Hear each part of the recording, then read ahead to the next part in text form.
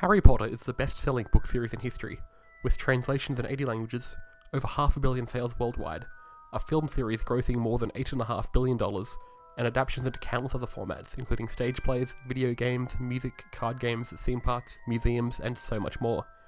It is one of the most instantly recognizable and beloved fictional properties out there, and introduced millions of people to a whole new world, an entirely different society. So what happens if we analyze this world through the lens of Max Weber, one of the most influential sociologists of all time? Weber was a German businessman, born before the turn of the 20th century. Next to Emil Durkheim and Karl Marx, Weber is commonly recognized as being one of the three founders of the field of sociology. Unique amongst the three, Weber promoted a form of interpretive sociology, with the idea that researchers should be involved in a society to understand it, and consider the details of a society from within the context of that society.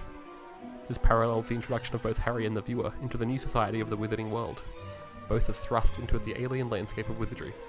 Not just the laws of physics are different, but the rules of culture and society.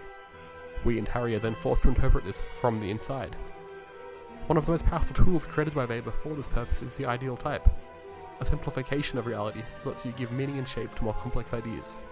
In many ways, the Harry Potter franchise is itself an ideal type of a society, an abstraction of the real world, contained within the pages of a novel, and exaggerating certain characteristics to bring them into focus.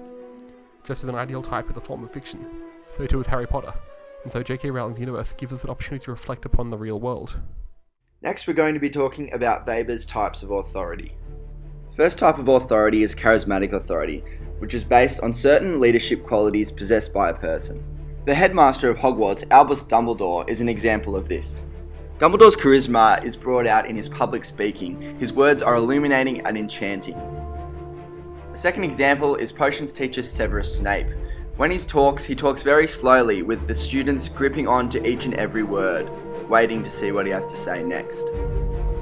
You just know. In the case of charismatic authority, a routinization of charisma occurs when the person that is charismatic dies or disappears.